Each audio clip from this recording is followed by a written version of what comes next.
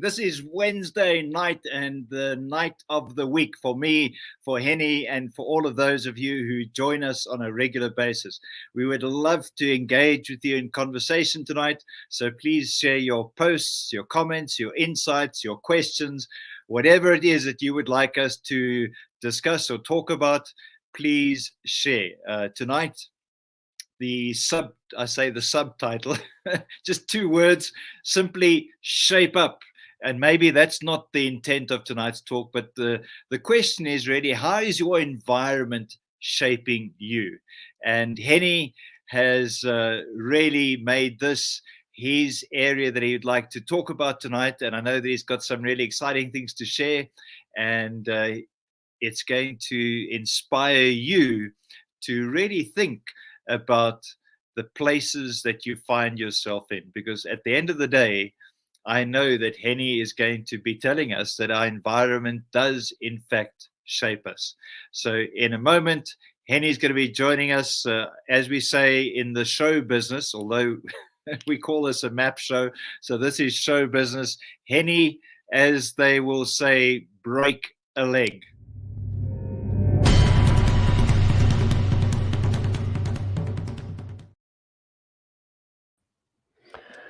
Good evening, everyone, from a dark Roodepoort tonight. I am in load shedding, as you can obviously see. Yeah, the topic for tonight for me is very interesting. When I started going through Map for Life, the first step says establish your position.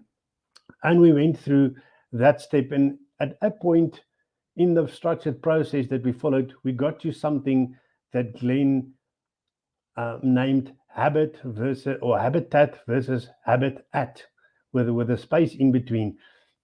And that kind of tickled me. Rumor has it that Hennie always talks about habits. I think it's a secret passion of mine to say, if habit is so powerful, why can't we do something about it? Why can't we do more about it? And I think in the light of that, I continued reading the book called Power Goals from Dr. Hannes Dreyer. And in the book, what happened is he started speaking about environments. And this started tickling me a little bit to say, so is this just another angle, or is this an enhancement of what Glenn was saying? Because it seems to just make a lot of sense. So I thought, let's put some notes together. And then I said to Glenn, you know what, I'd love to actually share what I've learned from it. And maybe there's something you can take out of it as well that will just clarify something, if that's all we do tonight. So let's start talking about environments. What are the environments? So I drive the car that I drive for a reason. The same with you. You've taken steps to get the car that you're driving. You are in a relationship. You are married, engaged, single, for a specific reason. It is decisions that you made based on the environment. You've got friends that you go and visit. You've got a job that you are in. All of those things are actually in an environment that will get you. But what is very interesting is your environment can also keep you stuck. It can actually limit you from doing what you need to do. And I think that comes through strongly for me in the habitat to say, so where are you? It is said that the average human being has got about 60 to 70,000 thoughts per day.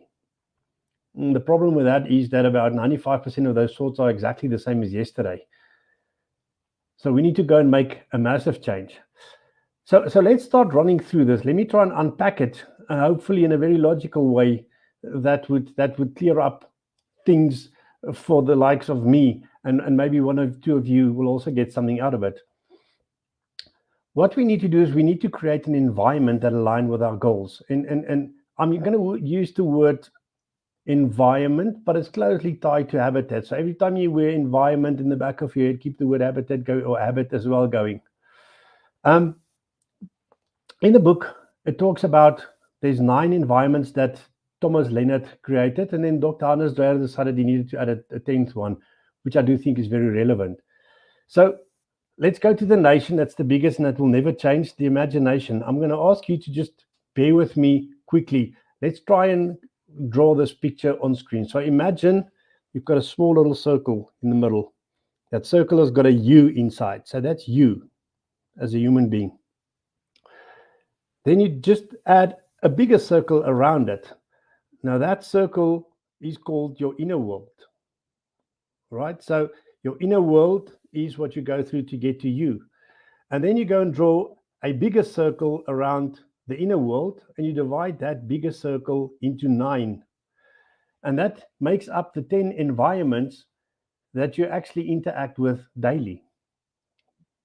So the inner world is also called your memetics.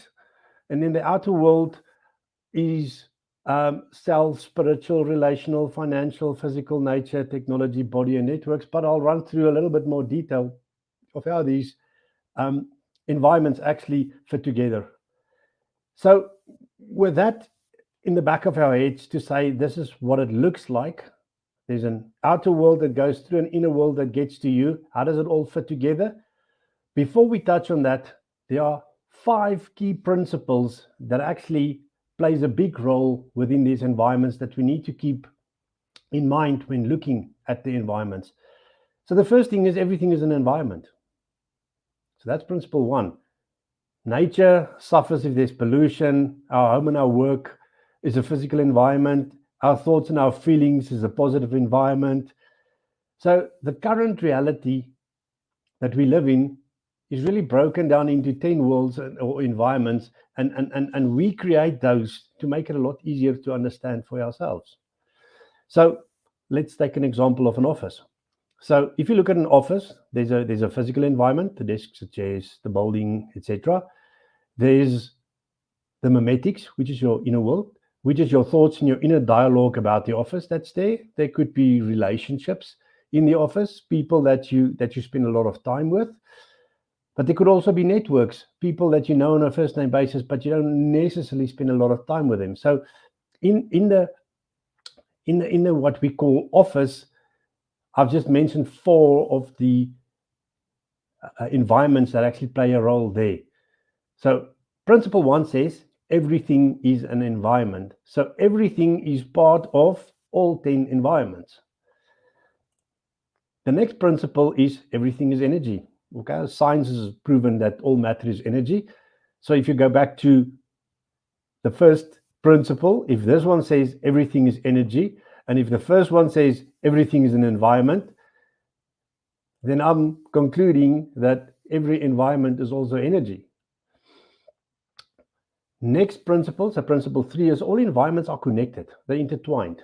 All right, like I said, we've labeled these environments so that it makes a lot more sense for us to actually work with them and to play with them.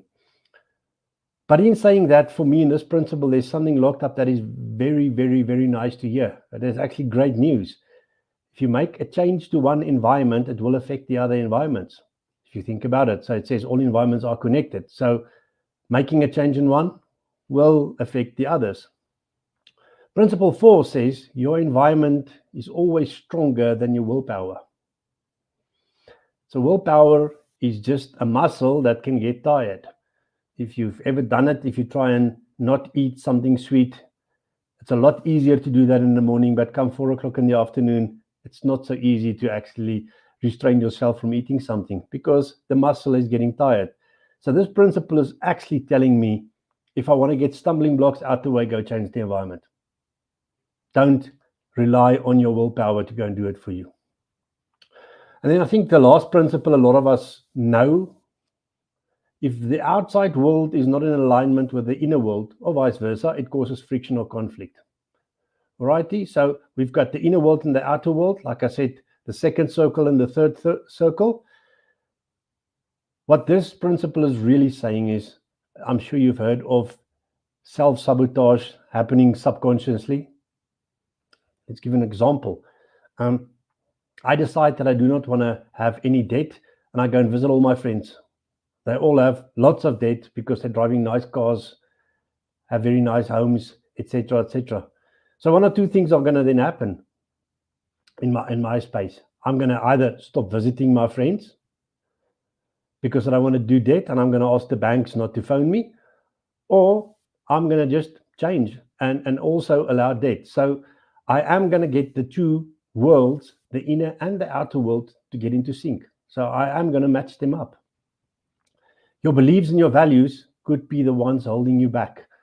And we'll talk around it just now, but beliefs and values are sitting in your inner world. So just quickly, 5 principles. Everything is an environment. Everything is energy. All the environments are connected. Your environment is always stronger than your willpower. And then lastly, if your outside world is not in alignment with your inner world, or vice versa, it causes friction or conflict. All right, with those 5 principles in the back of your head, let's quickly run through the 10 environments that is listed. So environment 1 is called memetics. That is your inner world. It comes from the Latin word mem, referring to a unit of social information, if we really want to just be technical about it. But what is it about? It's about beliefs, values, ideas, thoughts, your cultural norms. It's how you see the world. It's how you change your outer world into your inner world, right? So that's what it means. The inner world is right next to you. So the inner world is in fact touching you. So what does that mean? That means that our senses, how we see, feel, hear, and smell, convert our outer world into the inner world. So our senses shapes the outer world to fit into our inner world, sort of in alignment with principle 5, which means that our thoughts, and we spoke about the 70,000 per day, our thoughts turn into feelings, which in turn becomes emotions, which in turn become actions, and guess what? Which in turn becomes habits. So your memetics, your inner world, is linked to 9 other environments. The good news is the memetics is the programs that you run about your life. But, and there's a good, nice but here, you are the programmer. So when somebody tells you I've inherited this, or it's inherited from generation to generation, not true at all. You are the programmer. You are in charge of your inner world, and you can program it in any way that you want. A wise man that's going to join the panel just now said, why can't you live life by design as opposed to by default? This proves to me that it is definitely possible to in fact do that. So let's go to the next environment. We've now touched on the inner world, but how does that affect the outer world? All right, the second environment is called self. Now, what is this self environment consist of? Your strengths, your talents, personality, your passions, and your skills. What is awesome about this environment is if you know yourself, you can redesign the rest of your environments with this knowledge so that it's in alignment with your goals. If you know those things, you can change it. So that means you can learn, you can become passionate, you can actually even change your personality. Wise words here is never limit yourself to what you can currently do and who you think you are. Challenge yourself to grow. So the self is really what I think of myself in this world. And I do have the option to change it. Like I said, personality can be changed. You can become passionate about something. The third environment for me is, I think, probably the most important one. It's called spiritual. It includes the connection to a higher power, to God or the universe. This environment is where all your energy comes from. Spirituality generates emotions. And we spoke about the emotions just now. What does the emotions trigger? Actions, and then obviously habits. But it generates emotions to both sides. So overwhelm, clutter on the one end versus peace and joy on the other side. This environment generates emotion. Your state of being is dependent on this environment. Now let's talk about something like religion. What does religion mean? Religions is formed to help us with this spiritual world. So religion is not spirituality. It just helps you to process and shape this environment, what you see as energy and what you believe in. Magical thing about this environment is meditation can help you get in touch with this environment. If we look at the next environment, it's relational. That includes your family, your close friends, your colleagues, mentors, neighbors. It's the people that you spend most of your time with, the people that you share your life with. Interestingly enough about this world, it acts as a mirror to some part of yourself. We become like the people we spend time with. So if you think about the 5 people that you spend the most time with, they will be the mirror of you. So make sure you spend time with the right people, people that has achieved goals, people that want successes. Spend some time with mentors. In this world as well, yeah, family was high on the list. You can't pick your family, you can't choose who your family are. Why don't you become the influencer in those relationships? Why don't you get the family to become like you? Why don't you go and make that change? Be an influencer and don't just follow them. Environment 5 is all about network. It's an extension of the relationship environment. It's about people that you know on a first name basis, but there's no real deep connection with them. It could be Map for Life. It could be what we're doing right now. We grow and we build bridges to likewise and like-minded people. It is that extension of an environment. If you do it long enough, people will move from the network environment into the relational environment. It is a process that's going to happen. All right. One important thing in this specific environment is really to say, make sure your network is helping you. So the network environment is helping you towards your goal, and it's not holding you back because it can. Make sure the people that you interact with, the people that you spend time with, even if it's just on a first name basis, is not distracting you from what you want trying to achieve. Environment 6 is the big one.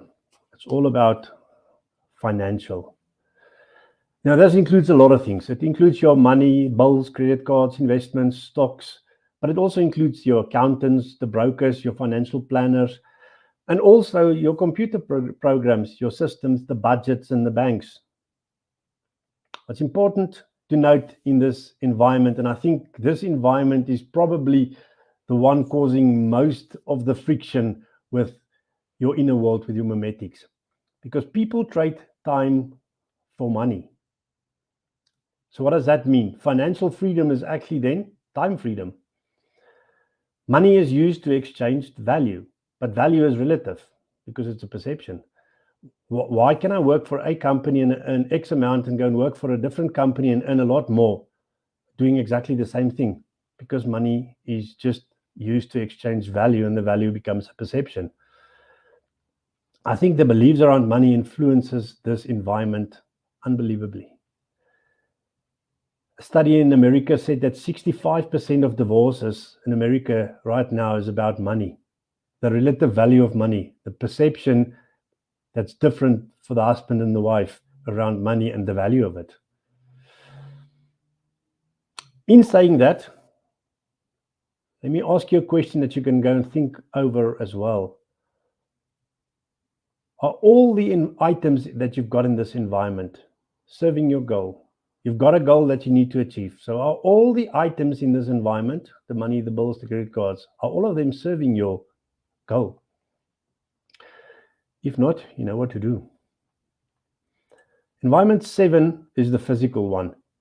Probably the easiest environment of them all. It includes your tangible aspects like your home, your office, your car, art, your toys, but it also includes clutter and noise and all the broken things we've got as well. This environment provides visual clues of what's going on in your inner world.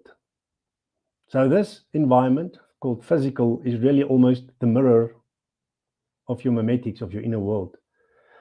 So changing your clothes, and you can see I'm dressed a little bit different tonight, gives you a different experience because it puts you in a different situation. If I want to go to the beach, I wear swimwear. I don't wear a suit.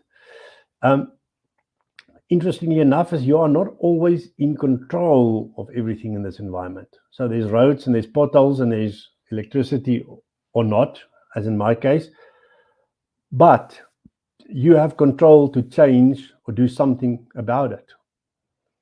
I don't have electricity. I made sure I've got 4 or 5 lamps around me. I'm not in control of electricity, but I can control how I react to it. What is very important to remember for this environment is that you are responsible and in control of this environment, or in control and how you react to it. So the most important thing about this environment for me is really this: make sure you have things and not that the things have you. All right? Visual, material things that we see, try and understand why you've got them. Environment 8, an easy and nice one, it's not called nature. It includes the natural world, its beauty, and it includes the seasons as well. Nature equals energy. If you want to revitalize, get some time in nature. This environment also gets you vitamin D, which I guess feeds into the body environment that we'll get to as well. Glenn mentioned it often that he goes for a walk in the neighborhood where he stays, but he also mentioned that he went through a stage where he went and planted a lot of trees in that area. That is nature. That is actually making a difference in nature. That's in fact enhancing the environment called nature, which, like we said in the beginning, will have an influence on 9 other environments. So make sure you incorporate elements of nature into your life. Environment 9 is called technology. That's the one that was added. It includes computers, tablets, phones, your music players, your TV, GPS, your social networks, video conferences like the one we're doing right now, and online networking. Why is this important? Because people are building relationships and networks online these days. They do their banking online. In fact, we actually arrange our physical environment according to this technology environment. If you walk into an office, you will see there's a computer on the desk. If you walk into the living room, you will see there's a TV. If you walk into the kitchen, there could be appliances that's connected to the internet. So this environment affects the physical environment specifically. But this environment also affects the body environment. What is my posture? Spending hours in front of my laptop, spending hours in front of my cell phone. Your sleep is affected. Once again, body, because of all the blue light. So remember, in this environment, technology is one of 2 things. It's either an enabler or a distractor. So make sure technology is what you make of it. It's going to be used to enable your goal or distract you from your goal. You decide. Righty, then the last environment is probably the one that I struggled with most, that I'm not 100% convinced that I've really got it. I do think Glenn has got it in the way that he explained it. Environment 10 is all about the body. All right, it includes the body, that you can see: hair, nails, skin, your health, and your energy levels. Important to mention here is energy equals nutrition. So the energy levels that you've got is a direct result of what you put into the body. So sugar, coffee, and alcohol, what will that do to energy levels? As an example, remember, you are not your body, and your body is not you. It is just something that you have. Therefore, the good news is you can design it. The same goes for the brain. The brain is part of the body, and it means that you can then design that as well. Remember, you are spiritual. Your body and your brain are physical manifestations of your spiritual energy. Remember what we said is an environment. The spiritual environment is where the energy and everything comes from. Do that. Final thing on this is, remember, you are in charge of your body. It looks the way it looks right now because you decided for it to look that way. If there's something you don't like, go and change it. You've got control over it. So I think, to summarize quickly, I spoke about 10 environments, and environments is really used very loosely, but it is really everyday life, the way we see things that's been labeled. And these things together adds up to our beliefs and our values, but that shapes our habits, and it becomes what we that makes us do what we do, that makes us achieve the goals we achieve or not. So go think about it cleverly. There's 9 environments that you need to get in the outer world, that you need to get through your mimetic or your inner world environment, because that's your perceptions and that's where your habits are formed. And then you will have the you that you really want. So make sure you take all of this into consideration. Like I said in the beginning, there's good news. A change in one environment will most definitely affect other environments as well. And that's why changing your habits will allow you to change your values and beliefs, which in turn will allow you to be who you want to be. It will allow you to achieve the goals that you set for yourself. Thank you very much, and I hope I didn't confuse you, but I hope I added a lot of value and that things starts making a lot more sense now.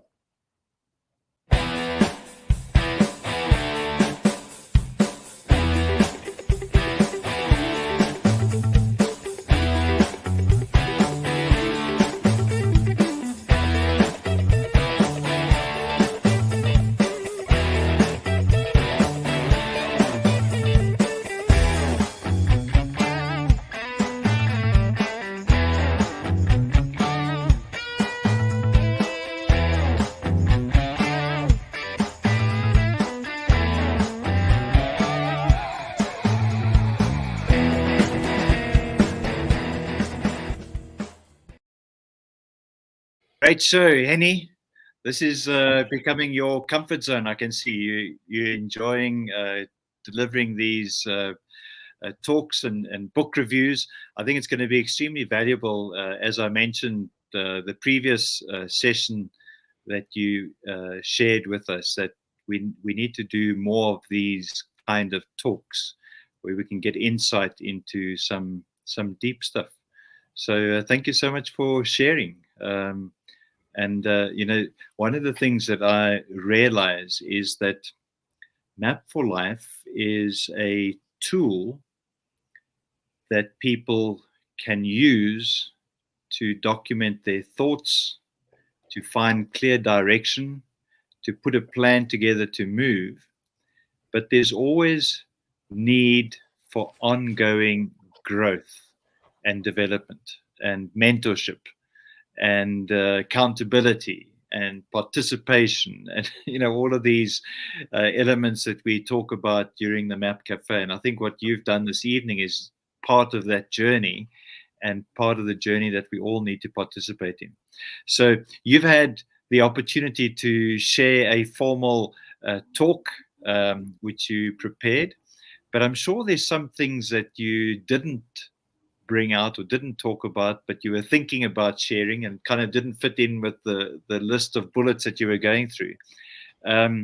So before we start talking about those 5 principles and the 10 environments, or discussing them, was there something that was on the tip of your tongue that you didn't share that you would have liked to have shared with us this evening? I don't really think so, no. I think, like I said, I'm the one that always brings up habits, because I really believe that that's the game changer. Out of all the valuable things in Map for Life, habits for me is like really the game changer. And I think that's the reason why I really enjoyed reading this part, and why I really drilled into this, because this is almost where the magic lies. I mean, you did explain it, and it did make sense to say change your habits. It's almost like the why, the how, the what, and the when, and all those kind of things were answered for me as well right now, to say, now you don't have any more excuses. If you can't change your habits right now, it's all your fault. You made a decision to say you don't want to change it. You're talking about habits, and I was just and talking about my walks around the neighborhood, and I remember very clearly one day on my walk that I was giving a lot of thought to the origin of ideas. What actually what actually brings about thought? I mean, what causes you to begin to think about something? And so I was, because one of the things that we talk about is that what we speak and what we write and what we do and what we finish is what really manifests and changes the world. And as I was thinking about this whole concept of thought and the seed, in a sense, and I was thinking about pollination and everything that takes place in the natural world and how that relates to the conception of an idea. I was reminded of a quote, and that was that your thoughts become words, your words become deeds or actions, your actions become habits, and your habits become character. And that's really what you were saying this evening, is that actually, if you want to change yourself, what precedes that is what you practice. What are your daily habits? What are your daily routines? And I've come to realize that probably it's the one thing that, if done effectively, will result in transformation in anyone's life. We can talk about the whole of Map for Life, but Sure. literally, if you're able to change your habit, you are able to change your habitat. And so, I think we've talked about the whole idea of habits in our training, and maybe one of the early talks in the MAP show many months ago, and when I say many months ago, probably 2 years ago, would have related to this habit idea. And just very briefly, maybe I should just touch on it, and that is that your current habitat defines your habits. So it's just in a brief summary for people that haven't heard it. Your current habitat defines your habits. So, for example, you may speak a particular language, and that language was defined by your immediate environment, such a close environment that it's often referred to as your mother's tongue, because you learned it from your mother. So the environment that you're in resulted in the language that you speak, in the culture that you claim to be yours, the food you eat, the clothes you wear. All of these things are influenced by your environment. And some of that is really good, and some of it does not belong in the new habitat that you dream of. So the new habitat that you dream of, the goals that you have, that you want to aspire to, those habitats demand new habits. It's not negotiable. It's not negotiable. I think in politics, our Zimbabwe listeners this evening will be able to understand, because they've been standing in a long line today voting for the first time since 2017. So they've been doing their voting, and I think that where was I going with this? Changing of habits. Yeah. Yeah, I don't know why I jumped onto the political side, but I think in politics, that's what I wanted to say. In politics, there's lots of negotiation, there's lots of compromise, there's lots of kind of weaving your way to an end. But when it comes to you shifting to a new habitat, if you want to look like Arnold Schwarzenegger, you have to exercise or go to the gym 8 hours a day, eat the right kind of food, and do what he did. There's no negotiation. You can't use your name, you can't use your family, you can't use any of that. You have to literally do the habit, and the habitat will appear. And so the big question is, which habits do I succeed in? And the answer is simply the habits you delight in, because the ones you delight in are the ones you practice. So if you delight in the old way of doing things, you will remain there. If you see pleasure associated with the new habit, long-term pleasure, it will give you the necessary energy to sustain the practice of the habit in the short term, until you get to the point where you begin to enjoy the habit, so that the habitat can arrive. So I think the habit side is a really important thing, and maybe we should just talk a bit about that. Habits that you've perhaps implemented in your life, habits that people perhaps want to implement in their lives, because these are all related to the topic of environment, I guess, because many of those environments influence and change. It's very true, yes. So I mean, simple things. I probably spoke about it previously as well, but I've got what I call my power hour or golden hour in the morning between. It's actually moved from 5 to 6 to 4 to 5 now. Rion wants a power hour. He says, please, in Leidenburg, we would like to introduce a power hour. Cool. I'll Did speak you to the hear that, minister, Rion? Rian. I'll speak to the minister. But I mean, my power hour is only an hour long. 20 minutes of that I really spent exercising. So I've got one of these home gyms at home that I spend some time on, get the heart rate going. So I wake up first thing in the morning, I get onto this thing and I start practicing. So I exercise. I get myself nice and sweaty. And then I relax. Then I close down to say, I'm reading from scripture. I'm just meditating, just clearing all thoughts and everything. So the exercising has now woken up everything and I'm wide awake and I'm ready. I take in time to look at my vision board, all the important things. I sort of just take stock of everything that is needed for me as a human being to be where I need to be. And then for the last 20 minutes, I learned something new.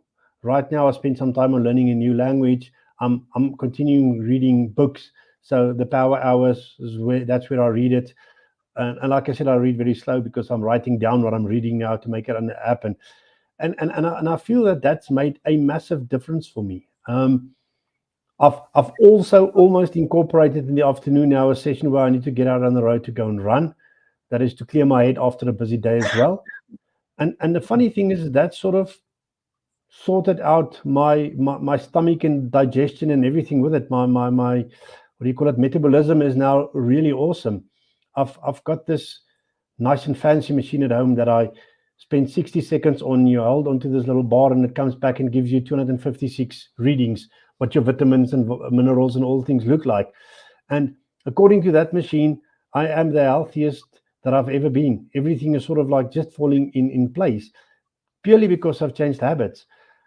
And the funny thing is, I sleep like a baby. I go to bed for 6 hours, nothing wakes me up. I sleep, I wake up refreshed, ready for the next day. So I think it all builds up to say, doing the right things, starting to set the habits really sets you up to do what you need to do. And things are starting to happen during the day. I'm starting to see things. I'm really excited about the day because what nice opportunities are going to come my way. And things are just happening for me. I'm almost struggling to keep up with everything. So much is happening as we speak. Really good news, Hennie. You're the healthiest Hennie Nieuwoudt I know. And but you know something, you were talking about habits, and one of the things that I was just checking to see what I wrote down this morning is to just actually document my thoughts. You know, sometimes you're driving along, you have thoughts, and they're good thoughts, good ideas, but then you do nothing with them. And I think it's important that we write these things down. There's one thing that can. You talked about one of the environments being technology and the digital devices and social media and so on. And I'm using a digital device to record these thoughts that I have. But what's interesting is that if I'm traveling, there's no need for me to play the radio. It's nice to listen to music. It's nice to listen to all the negative stuff that's going on. But, you know, that stuff influences my thinking. It doesn't only influence my thinking, it actually robs me of my thoughts. There's a great experience. I'm sure everybody's had this at some stage. You can be humming along, and I can't think of any well-known song right now. There's We Will Rock You is one of those that just comes to mind as I was thinking, we will rock you, and I remember we used to, at varsity, sitting on the grandstand, and you would, stamp your feet or do something, and you get this rhythm going. But if somebody, when you're humming a particular song, it's in your head, you've got it there, and somebody else puts another song on, I mean, it's instantaneous. The one that you're trying to sing or trying to hum along just disappears. And that's what happens with your thoughts. When you're having your own thoughts, other people's input can distract you from having those really good thoughts and deep thoughts that could potentially not only change your life, but influence other people's lives. So I think it's really important to write these things down. And one of the things that I wrote down today was, the world says it's all about who you know. And I was thinking in the context of these two worlds, the book that I'm writing, Two Realms Worlds Apart, rather. And I thought this: the world thinks it's who you know, but actually it's about who you are. It's not about who you know, it's about who you are, because it's really about your identity. You are unique in every way. And so that was a thought, and I just wrote it down and felt that this could be taken into another direction, and who knows, it could even evolve into a talk. And then the other thing I wrote down was this: the world says, or wants to know, or is very interested in what you drive. They want to see what car, what vehicle you have, and so on. But it's not about what you drive; it's about what drives you. What drives you? And these are thoughts that one has at the most inopportune time sometimes. But you definitely struggle to have original thought when you're constantly allowing other people to put thoughts into your mind. And you've heard me talk about the television. They're trying to tell you what your vision should be. And so as I was listening to that particular point on technology, I realized that technology is a huge distraction to many people. And maybe we need to take charge. You talked about being the programmer, the pilot, or whatever, you actually make the decision. And I think when it comes to the digital devices, we need to be really, let's put a D in there, disciplined about how we spend our time on digital devices. I was saying to Anne this morning, I went specifically to go and to record something on my digital device. One of these things I've just read to you. I went specifically to do that. And as I opened my digital device, there was a notification. And you know what I did? I went to the notification first. And in the process, forgot why I went to the phone in the first place. I had to really sit, and it took me quite a while to get back to that thought that I had, so I could write it down. And I think that is ill discipline, and I think we need to really focus on this in terms of the technology side. Yeah, I think I mentioned it. It's either going to be a enabler or let's call it a disabler of your goals. Just think about it practically, what technology does for you. So let's assume I drive to the office every day and it takes me half an hour. Let's assume nothing else happens. In that half an hour, I can switch on the radio, I can listen to the news, I can listen to some music, etc., etc. That is what goes into my mind. So let's just talk about the technology. So technology is at play here. It's going to feed me, being the programmer, something. It's going to tell me that Mr. Ramaphosa is doing X, Y, Z. It's going to tell me that whoever the dude's name is, stole a lot of money and he got away with it. It's going to tell me that this minister, it's going to just tell me about a lot of wrong things. If I get to the office, I've just programmed into my mind 30 minutes of bad stuff. If I switch on, take a podcast of a Tony Robbins, I still use the same technology. I switch it on, I drive to the office, I get in the office, Tony Robbins had a 30-minute talk. I get out the car there, I program my mind to something. And I know it's almost not a good example, but it's as simple as that, to say, what did I do with half an hour of my day? What did I leave in my brain, in my mind at the end of the day?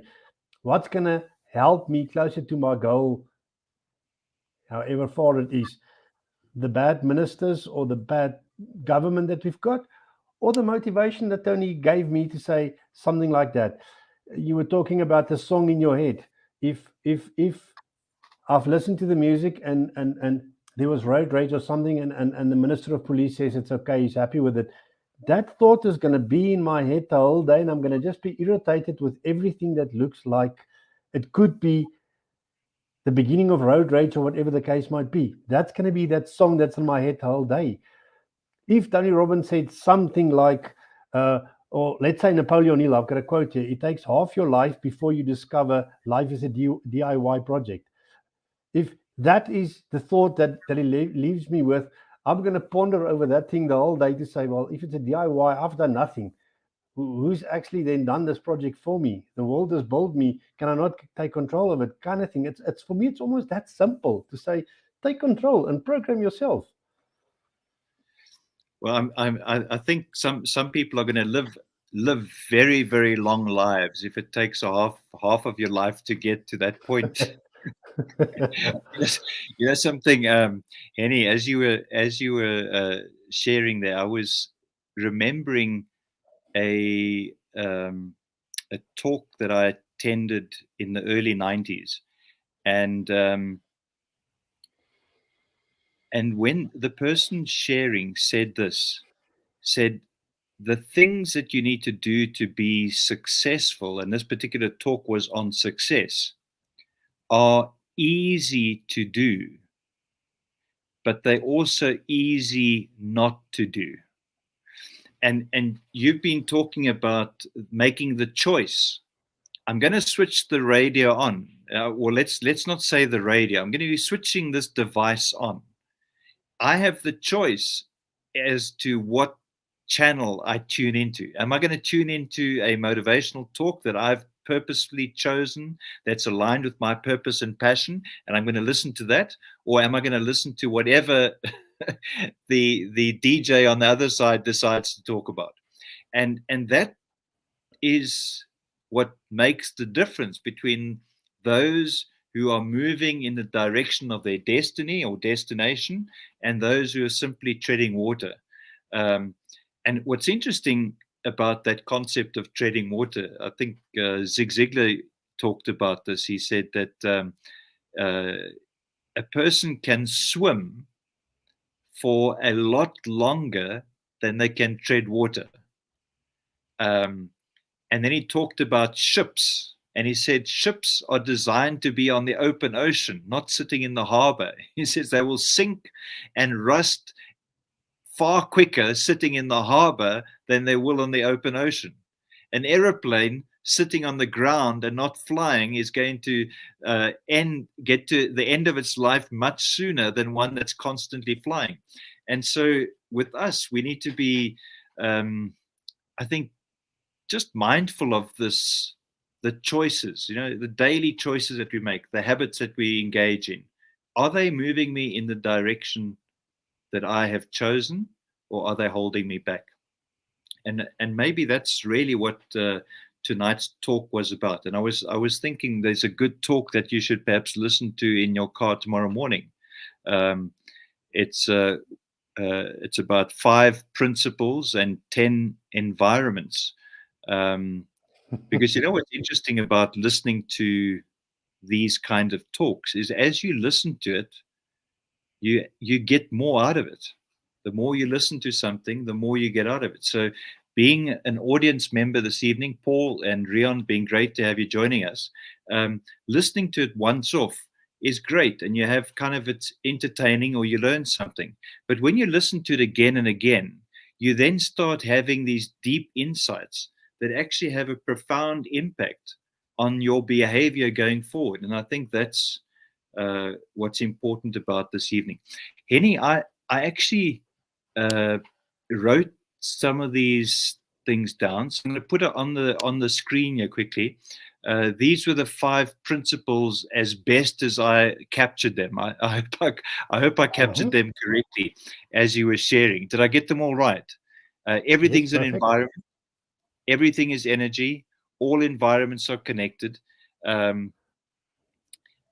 Interesting, the environment is stronger than your willpower. And I think maybe we could just chat. There's some thoughts that I had on that. And your inner and outer worlds need to be aligned. There's so much about that we sort of touch on in Map for Life, but maybe differently from a different perspective. But that one that you had on the screen about the environment and the willpower, there's something that I've realized, and that is that, your talk was titled, "Can your environment shape you, or is your environment shaping you?" What I've realized is that the environment that I am in can limit me in so many ways. In fact, it can actually prevent me from understanding what my purpose is. Because as a young person, I was conditioned to remain indoors, to stay in the safe place, to remain in the comfort zone. That was the place I needed to be. But as a child, I just wanted to get out there. I wanted to go play on the farm, down by the river, do all the dangerous things. But my parents forbid us from leaving the yard. We couldn't go out there unless we had made an announcement or there was an adult that went with us. And so I was conditioned to stay within the comfort zone. But in the comfort zone, I can't discover the thing I'm seeking, the thing I'm searching for. I need to step outside of that. So for me, getting out of the environment that I'm in, the comfort zone, going into a new environment that I've never been into, could be the catalyst that unlocks my ability to see my purpose. And so in that sense, environment has a very, very significant role to play in whether you pursue your purpose with passion or whether you simply settle for profit and position as your lot in life. And I think everybody seeks purpose and passion. Yeah, I think for me, almost to add to that was, I'm almost conditioned by the world to say that I'm only in one environment, but in fact, I'm actually in 10, and I'm limited to actually just look at that one. If a baby elephant joins the circus, a pole and everything, and he can pull and do whatever he wants, he's never going to move it. When that elephant is 3-4 years old, they can actually take a rope and put it around a plastic chair, and the elephant is not going to pull and leave because he's just seeing one environment. But there's 9 other environments at play, and as soon as I start seeing I've got options, I've got other things to look at, all of a sudden the problem or the goal or whatever I want to see becomes crystal clear, because it's that simple. I'm not limited. I'm actually able to make a lot of decisions, do a lot of things. I'm actually able to go and make changes. If I feel I cannot make a change in this specific environment, why don't I just change it in another environment, and indirectly it will make a change again? It's that simple.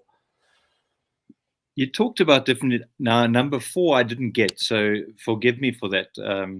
You talked about these different environments. What was number 4? Let me just quickly go back. Where did I have it? I'm also the audience are all wondering what number 4 is, because I didn't put it down. Relational.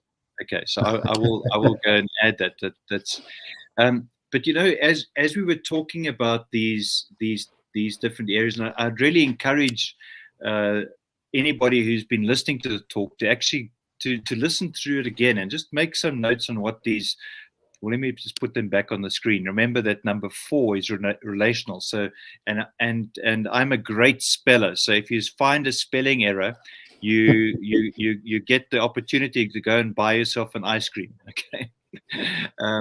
So there's those 7. Let me just quickly. You talked about memetics. Now I don't know whether I spelled that right at all. I was trying to listen to you. Self, spiritual, relational, network, financial, physical, and then the last 3 were nature, technology, and body.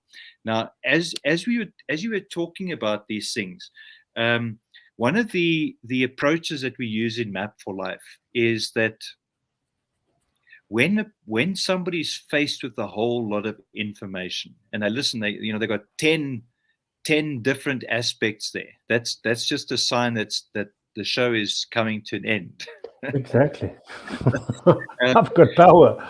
When they're faced with a lot of information, 5 principles, 10 environments. Wow, where do I start? What we talk about in Map for Life is to just start small, pick one thing, and you were talking about earlier, body, your physical body. We've been going through a period recently. I did the Mapped series, and the one I focused on was the current circumstance that society seems to be finding itself in, and that is where we're having mental health issues, anxiety, post-pandemic stress disorder, and it's so nice to remember these topics, depression. So there was those different aspects of the MAPD, and one of the most powerful ways to change that type of environment that people find themselves in today is just physical exercise.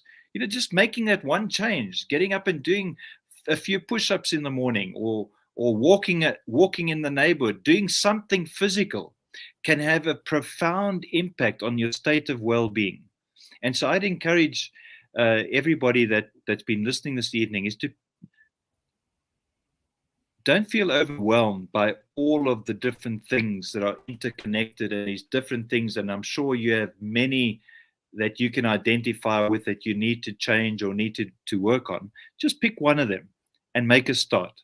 And when you do that, the habit is also a bit at a time. Just do a little bit each day, and you'll begin to see change. And once you see real change happening in one area, pick another environment and work on that. And I think what Hennie's been sharing with us this evening is going to become or start manifesting in your life. Hennie, it's been a great session tonight. I'm very excited about these kind of topics. Before we end, is there maybe just a last word from you, from my side, to everyone listening to the recording? It's a goodbye to you from my side. It's been a wonderful joy to listen to this talk this evening, and I look forward to reading your comments and questions after you've listened to the recording. So, Hennie, over to you. Last word from your side. Yeah, maybe totally off the topic, but something to remember as well when you go and change your habits. Your smile is your logo, your personality is your business card, and the way you make others feel is your trademark. Jay Danzy said that. So just go and remember that. A smile can make a big difference every day to other people, but also to yourself, because a smile affects one environment that will touch other environments. It's that simple. Fantastic. So, when is our next show? Well, everybody who's listening, we know that we meet here same time, same place. So we're going to see you. Hennie and I will see you next week, Wednesday, 7 p.m. And I look forward to sharing the evening with you. So from both of us, it's a very good night to you. Yes.